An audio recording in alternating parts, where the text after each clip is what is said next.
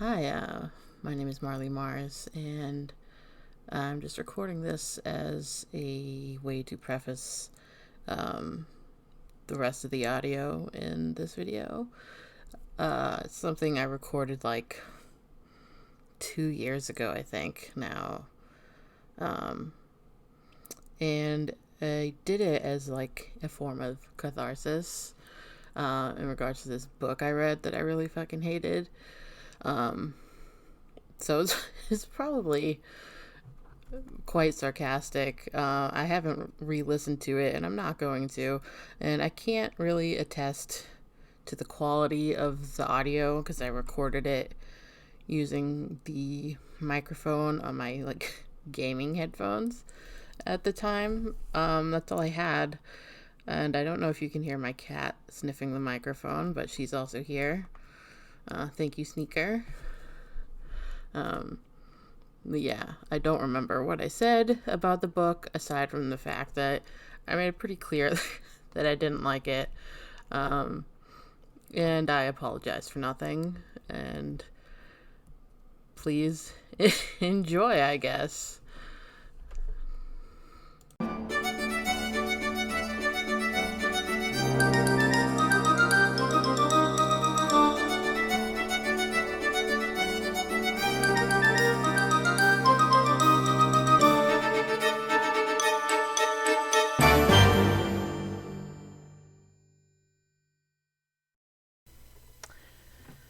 Alright, so this is just a test, basically, for something I've been wanting to do. I guess maybe I'll call it a podcast. I don't know if this is going to get posted anywhere necessarily, because it's just going to be me complaining about a book I read that I really hated. I didn't even actually read it. I listened to the audiobook because I'm in my 30s and I don't have the time or energy to read physical books anymore. You know, when I was a kid, I would read I would get like 10 books from the library and read them all in 2 weeks and bring them back and get 10 more books. And they were mostly like Animorphs and Fear Street, I think. That R.L. Stine teen book series, not Goosebumps, but I did read all Goosebumps books too. Yeah, I used to read so much, and now I just listen to audiobooks while I'm working because I don't have time or energy to do it outside of work. So yeah, that's my situation. But the book I wanted to talk about is a book I read 2 years ago, and sometimes I still think of it and it makes me angry because I hated it so much. And it's called The Omega Project by Steve Alton. And he's written a lot of books. He wrote the Meg series of books, which, you maybe have heard of the movie The Meg, about a giant megalodon living at the bottom of the ocean, in like a trench situation. And that's not anything that could ever happen. The megalodon is extinct. And I'm not here to debate the science about that. I'm here to complain about this book I hated. Yeah, he wrote The Meg, and I have not seen The Meg. I listened to the Flophouse episode about it, and I was like, I'm curious about this. I want to read the book, or listen to the audiobook. The audiobook was not available on Overdrive. I don't pay Amazon for audiobooks anymore. It's too expensive. But yeah, they didn't have the Meg, so they did have the Omega Project, and I was like, all right, same difference. I'll read this one, and oh boy. Now, it's a sci-fi book, and I can't fault any of the actual sci-fi stuff. That stuff is fine. It's sci-fi. It's partly made up science, speculative, and I didn't really have a problem with most of that. It was like pretty much everything else. Um, God, what was this dude's name? The main character. I don't even remember. I'm just sitting here complaining about this book that I read 2 years ago. Let me look it up. Yeah, it's about this dude, and the book opens. Um, uh, Robert Eisenbraun is the main character. Yeah, so the book opens, and dude Robert Eisenbraun is living in like a post-apocalyptic world, and he's surviving. He is at his family's house. His family was killed, and he killed all the people that killed his family. And then he's living in their house, and they had like a bunch of supplies saved up for the end of the world. Like they were prepared, and I believe he stipulates that they would have shared with their neighbors, but the neighbors, got jealous, were desperate, and they killed his family. And he showed up and he killed all his neighbors. And now he lives in the house with all the supplies, and he's like a genius. So he home alone the whole house. He set up traps everywhere so nobody can get in. And there's a gang of dudes who live in the area who would rob him if they could. And one day, old Robert is out, and he's creeping around. I think he kills an animal, or he's about to kill an animal, but then a woman comes in and steals. She gets whatever it is, a pig or a deer or whatever, I can't remember. And this dude, I don't remember exactly how he described her, but it was like this wild warrior woman or something creepy. And it's creepier because she is Native American. She's a Seminole Native American. I remember that. I don't remember her name. But yeah, he sees her, and I don't think he follows her right away, but he finds where she lives, and where she lives has also been discovered by that gang of dudes, like the violent guys who would steal all their stuff. And they don't find her. They find her hiding place, and then Robert also finds her, and he's like, come with me, come back to my place. It's safe. And so they go back. I'm not going to describe this whole book in this much detail. It's just how it opens and how he meets this woman. And so they go back to his little safe bunkhouse, and they do it, of course. This dude bangs every woman he comes across in this book who offers it. He doesn't force anybody, but he's just down to pound, no matter the situation. Which,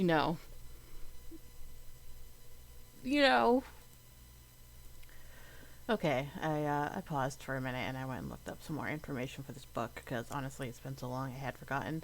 His girlfriend, this woman that he shacks up with, her name is Andrea, and they fall in love, and at first she's like, oh, I might kill you in the morning, but then they do it and they fall in love, yada yada yada, and they're living together. I forget for how long. Yeah, the book starts off post-apocalyptic, and that doesn't last very long.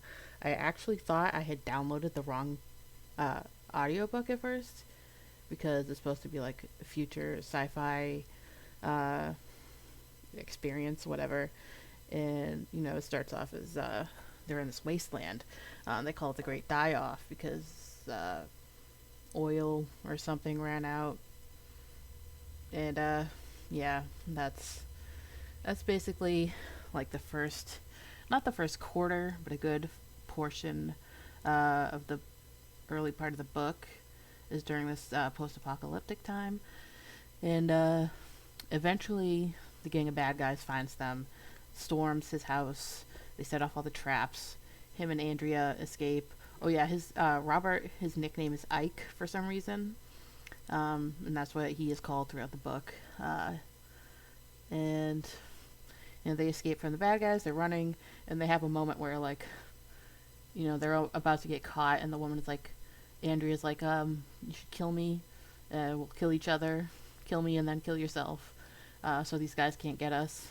And then they're miraculously rescued by a helicopter that was sent to look for Ike, specifically, I think.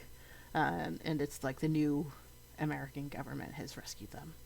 And the apocalypse is over. And, society is reestablished, at least for a while. And Ike and Andrea, they split up, inevitably. And he's still obsessed with her. And I have to talk about the way this dude, the author, describes women, and by extension, the main character. I found some choice excerpts about that. What he calls Andrea when he first meets her is an erotic female warrior. That's what he calls this woman when he sees her in the frickin' woods hunting. He calls her an erotic female warrior. He has that.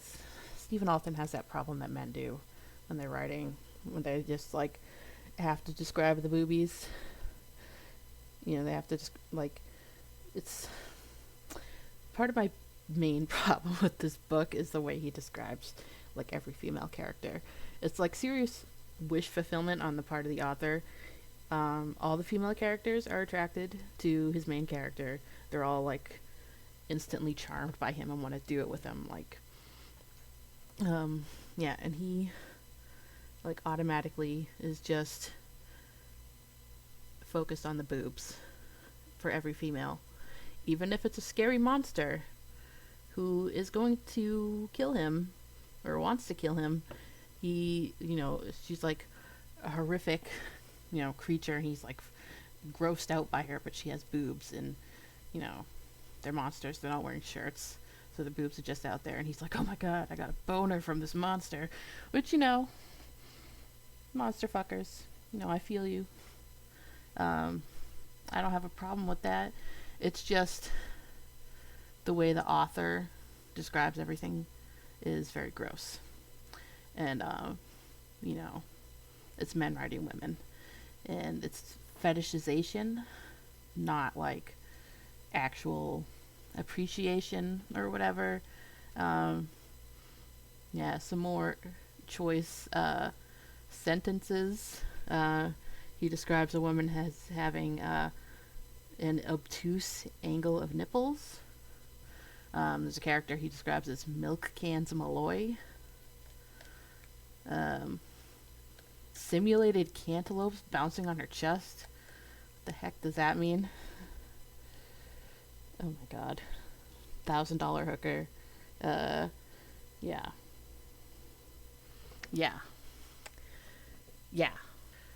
Another problem is this book just can't decide what it's about. Like I said, it starts off apocalyptic, then they go back to having society, and Ike, he's recruited for this project called the Omega Project, and the impetus for the rest of the story is that the new world governments want to send a ship to Jupiter or something. No, it can't be Jupiter, because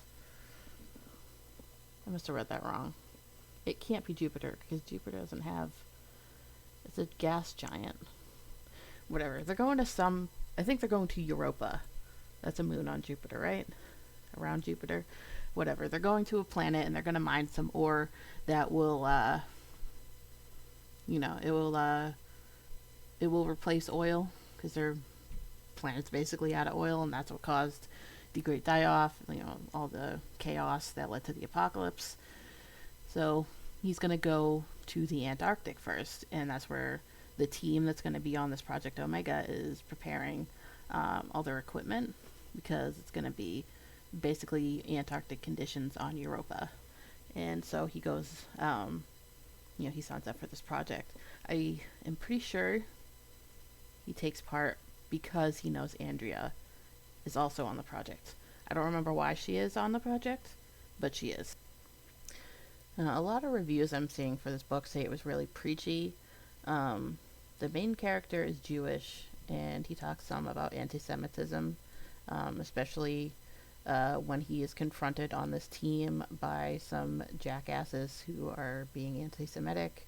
And he basically tells them to fuck off, and that's good. Fuck off, anti-Semites, go fuck yourselves. And but then there's this woman. She's an Asian woman, of course, and she's very new agey spiritual. When he encounters her, she is like basically in a jumpsuit, not any protective gear, outside in the Arctic, just using like some kind of Asian spiritual magic to repel the cold. And I don't understand. I don't understand. I don't understand. Yeah, I don't remember the preachiness so much. But yeah, there's a lot of people who are complaining like, oh, it's there's too much of a political message in the book. Like, what do you want? Like, what do you want? There's some guy on here who's saying, oh, it's dangerous for an author to push a political message in their book. Just make it about sci-fi. I'm like, fuck off, okay? Because the book is about, humans destroying the planet. Initially, that's what the book is about. And then, it veers off in a million different directions, and it can't seem to choose a central theme, aside from this main character just getting all the babes. And I actually think this is a theme throughout his books, because in the Meg, the character Jonas Taylor also gets with an Asian woman, and this Asian woman in the Omega Project is ultimately the woman he ends up with at the end of the book. And I believe her name is Dharma, because, of course it is. God. And Dharma is supposed to be like a dramatic opposite to Ike, because he's, the sciencey man, and she's the spiritual woman. And she does like help later in the book. I'm getting ahead of myself. I'm just kind of rambling. I didn't prepare anything for this. I'm just like messing around with Audacity to see how it works. And like I said, I don't know if I'm going to publish this anywhere. Yeah, so he gets down to the Antarctic. Andrea had no idea he was coming. I believe she's dating the head of the project now, because of course she is. And, he talks to her, and it's awkward, and he's, part of the team. And he talks to some other person who is like in charge of the technology, like the the sleeper pods, whatever they're called in the book, that are going to put them into dormancy while they travel to Europa. And the guy's telling him how it works, and it gives you, when you go into the pod, I think you're injected with something, and it gives you very vivid dreams, like you think it's real. And the guy's saying, when I was testing the pods, I was in there, I met a woman and I married her, and we had just had our first child, and I woke up and I was back in the real world.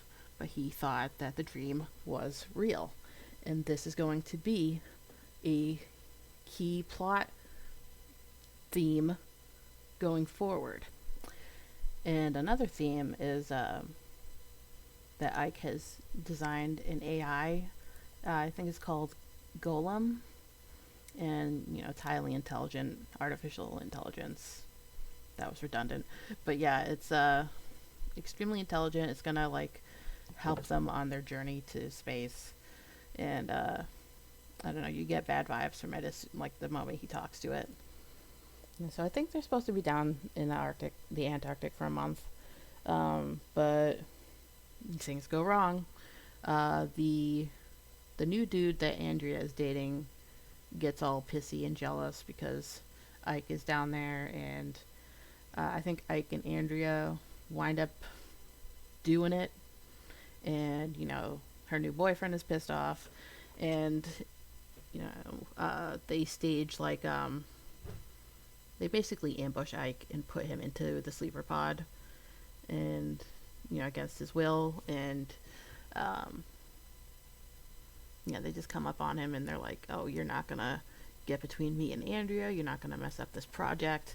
And they stuff him in a pod and say, "Oh, we'll wake you up when it's time to leave." Or I don't know. I think they're trying to get him off the expedition, so he's stuffed into a pod and put to sleep. And as you can imagine, he wakes up and he thinks he's dreaming what is happening. He wakes up and the station that they were in is underwater. And oh, there's one thing I forgot. They were like raising octopi in this station, and that's another important theme. He gave them names. I forget what one of them is, but the other one is named Oscar. I'm pretty sure it's Oscar. That's important for later. Um, so yeah, he wakes up and it's underwater, and he is going through the station. I think he finds the other men that were part of the project are all dead. Like their skeletons are just hung up or something. And the women are all missing. I think except for Dharma, and I don't think he realizes that she's there yet. And he gets out of the station somehow. I don't remember how. And he gets outside and he finds that the Arctic is basically gone. It's just all water and it's a beach covered in glass. And like I don't remember how he finds this out, but he finds out that it's 12 million years in the future. 12 million years has passed while he's been in this pod, but he can't tell whether it's really been 12 million years or if this is the very vivid dream that he's having in the pod. Like the other guy told him, the technician or whoever he was. Like I said, I don't remember half the characters in this. They're not important. They're all dead. But yeah, he wakes up and he's walking across this beach in his bare feet and it's cutting up his feet. And then he sees a giant crab and he's like, holy shit. There's a lot of giant animals in this. I think there's a giant lizard later on that chases him and Dharma around. But yeah, he gets, he goes and I think there's a jungle he gets into, and basically the whole world, it's been 12 million years. The Arctic has melted down to whatever Earth is beneath all that ice, and it's a jungle now. It's like a very big jungle. Like I forget what this is called, but the trees are so huge that other trees are growing out of the branches, and there's a specific name for it. I don't remember what it is. I guess I can just look it up. Okay, so Wikipedia says it's called inosculation. I don't know if that's the same term that he uses in the book. But yeah, it's all futury and freaky, and he is apparently the only human left, and he's running around this jungle, and he finds an octopus person, and he names this octopus person Oscar. And I think that Oscar is in a trap at first, and he frees Oscar, and somehow they get some kind of telepathic connection between them, so he can like understand Oscar's thoughts. And it's not like one to one. Oscar doesn't speak English. He can just kind of feel what Oscar is feeling and thinking, and kind of translate that in his brain to words, and vice versa. And they're hunted by something, and it turns out to be women, and one of them gets their foot chopped off, and it turns out to be Andrea's foot, which he recognizes because he's obsessed with her feet. I guess he's so obsessed with this woman he recognizes her foot. And yeah, so he's like, oh, she's alive. Or maybe she doesn't get her foot chopped off. I don't know. He sees her foot and he's like, oh my god, it's Andrea. But Oscar is not happy. He's very afraid of these women. And they go and find a bunch of other octopus people. I get a little muddled here because it's been so long, and the book just goes on and on and on and on around this middle part. And Ike is trying to figure out, is this real or am I in a sleeper pod?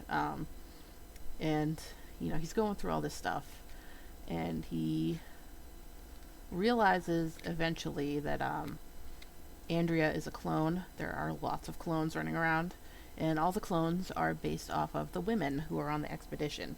There were a few of them. I think there was Andrea and 3 other women. Oh my god, my cat just jumped on my desk. Yeah, my cat gets very jealous when she hears me talking. She thinks I'm talking to someone else on the phone, so she has to come and jump on my desk. And I actually have 2 cats. This one is Snickers. What are you doing, Sneaker? What's the matter? Lay down. Don't stand in front of the screen. Please and thank you. So yeah, he finds out that there's a bunch of clones of the women running around, and he can't figure out what's going on.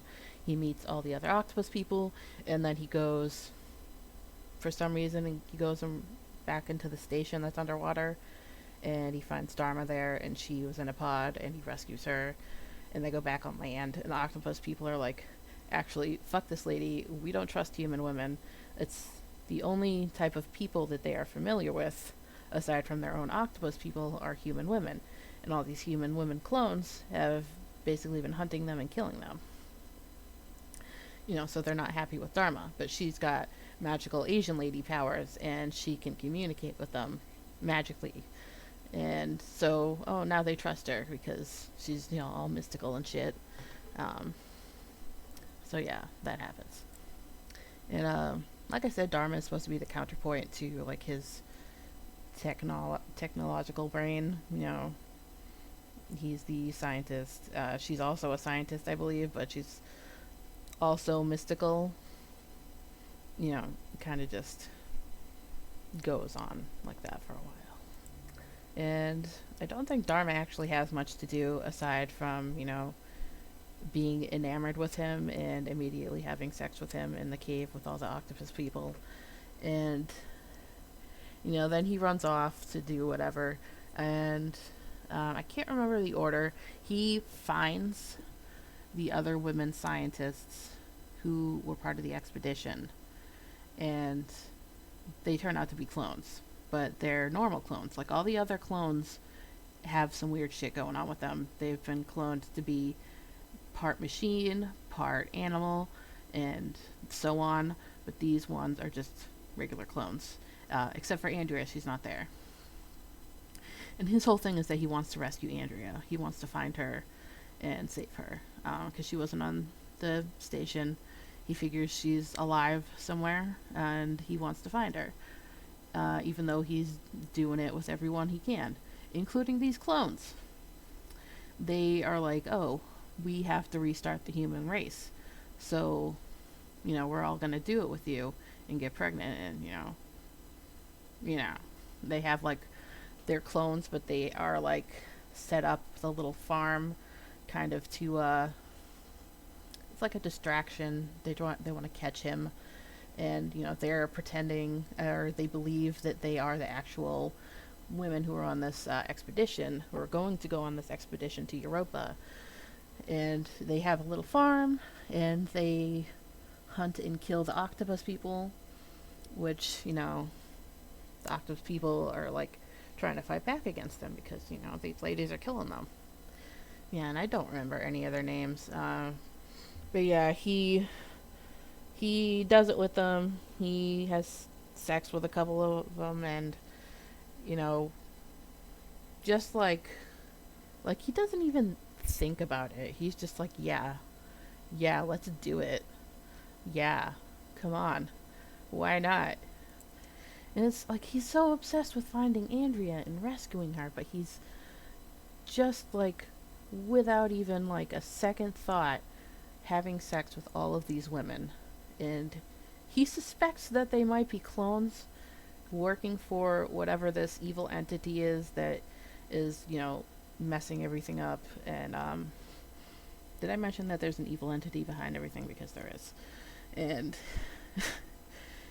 he gets captured, and the thing that captures him is an Andrea clone, and he tries to win her over to his side, And she's like, you haven't been unfaithful to me, have you? And he's like, no, of course not. Of course not, baby. But she's like a machine lady. She is like a floating platform with a woman's torso coming out of it, with like arms and a head and just her boobs out, because you know, of course. Um, and like he's attracted to her. He's attracted to this monstrosity who is like a living woman machine thing, not even like a cool cyborg, just like a flying platform that like captures him, and he's tied up and he's trying to manipulate her. And for like a minute it seems like she's going to be on his side, but she's not. She's like, I know that you were unfaithful, you cheated on me, da da da da. And then she turns him over to the evil entity, which is Gollum. I think it changed its name, and now it is a female robot, because another theme of the story is that women are evil, and they're, you know, out to get him, but he also wants to have sex with all these monster ladies. Like, I get writing wish fulfillment. I've written a lot of fan fiction like that. Just like pure, unadulterated, you know, schlock. Not schlock. You know what I mean. Like, I'm writing this for me. This is self-indulgent. And, but this, he's, like, oh my god. There's just, like, a thoughtlessness to it. It's, like, thoughtless wish fulfillment. And he doesn't do any, the author and the main character don't really do any work to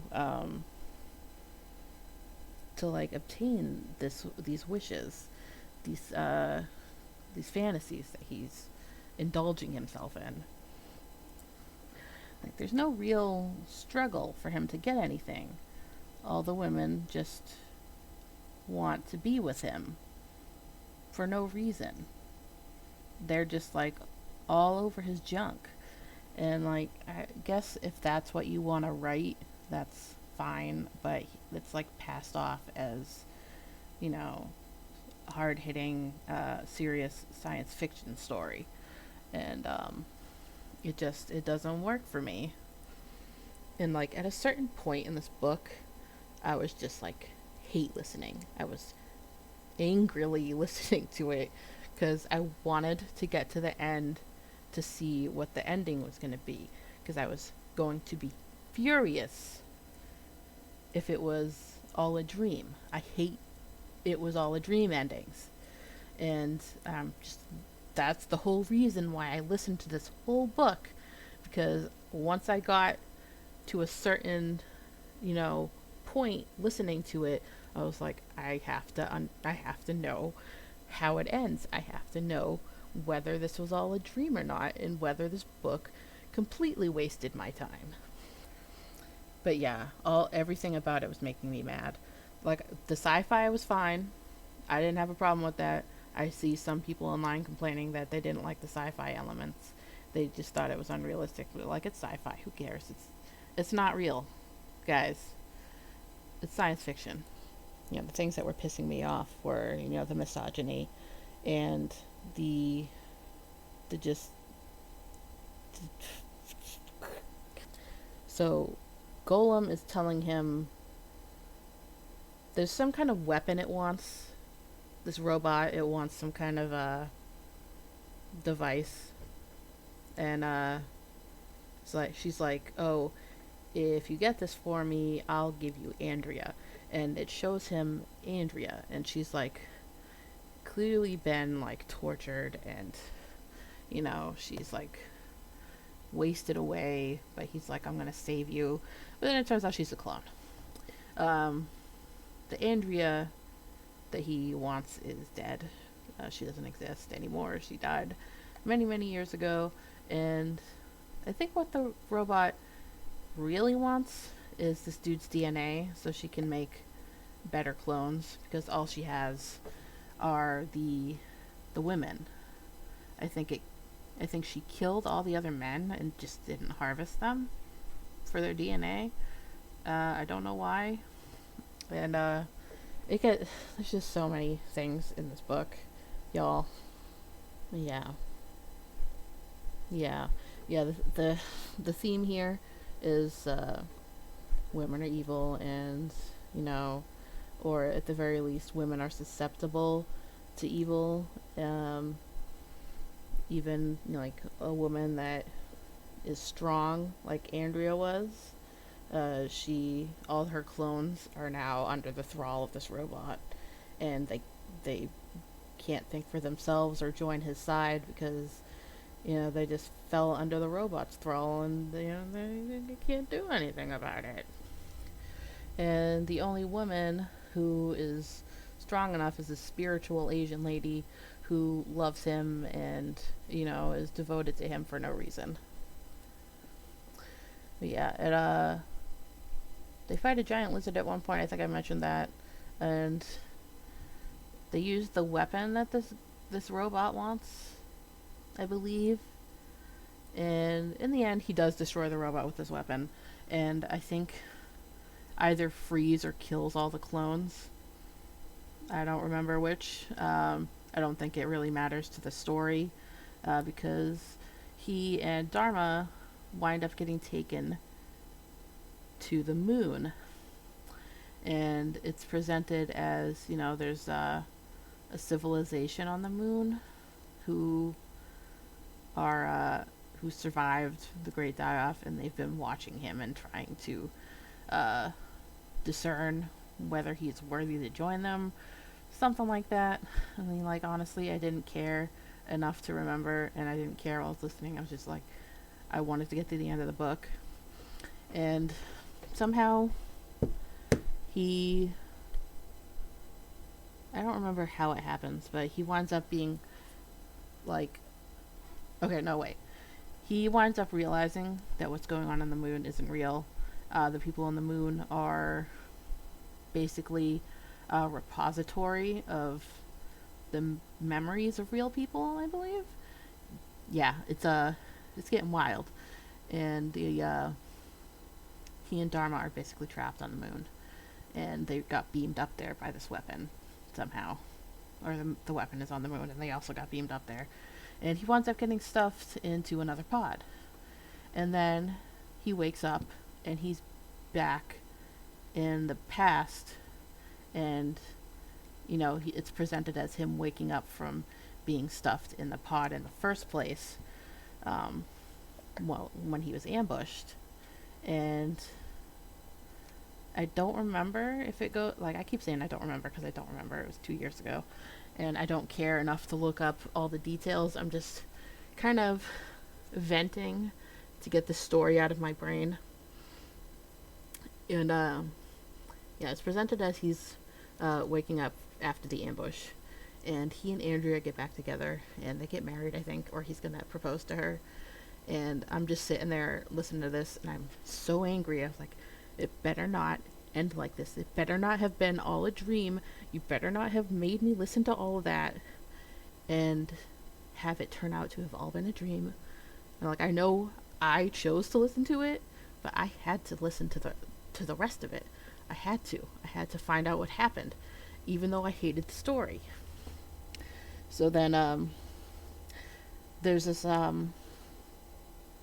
phrase that his father used to use. And I haven't mentioned this because I forgot about it, but I just remembered it just now. His father was a rabbi, and he had a phrase he would use. It was called vanilla sway, and it's basically, like when someone is trying to lie smoothly to you, it's called vanilla. He would say it's vanilla sway. And this is like a phrase the main character Ike uses throughout the story to try and center himself, and he like tries to get himself to wake up multiple times throughout the story, and uses it to like free himself a couple times, and he winds up using it now while he's awake in what he assumes is the real world, where he's with Andrea again. But he uses it and he wakes up on the moon. The whole being on the moon thing was real, and he wakes up Dharma, and he's like, alright, we're getting the hell out of here. And he does. And I think that's where the book ends. I don't remember why these moon people wanted them on the moon. Like, I don't care to look it up either, and I don't want to be told why. But yeah, he and Dharma are like, we're gonna bust out. We're gonna go back to Earth and just live with the octopus people. And him and Oscar have like a whole adventure together. And oh my God, Sneaker, get down. Okay, my cat is causing chaos. Yeah, that's basically the whole book. It's a very long book. It was way longer than it needed to be. And I actually realized while I was looking up information about this that a long time ago, I think when I was a teenager, I read another book by Stephen Alton called The Lock. And it's about another scientist dude who discovers plesiosaurs in Loch Ness. And it's killing people, maybe. I don't remember. Like, again, I don't remember. And I think I liked that book a lot more than I liked this one. But like I said, I was a teenager and I was just like reading whatever. And I was really into cryptids as a teen, which should probably tell you a lot about me. Yeah, I think this dude just kind of writes books about the same kind of character over and over again. Because you have Ike in this book, who, he's a smart science man, and he goes on a wild adventure in the future, or, it turns out to be the present from his perspective. And you have Jonas Taylor in the Meg, who finds a megalodon under the sea, which is not possible. It's not possible. The Meg is extinct. There's no megalodons in the ocean. We would have found one if there was a megalodon in the ocean. I promise you. Yeah. And it's the same kind of character from what I remember in The Lock. I'm not going to read any more of this dude's books if I can help it. And it should be easy to avoid them because now I know who he is. And I remember how bad this book was. Like, it's more of a feeling in my brain than, solid concrete memories. And I think I've remembered a surprising amount about this book considering it's been 2 years since I read it.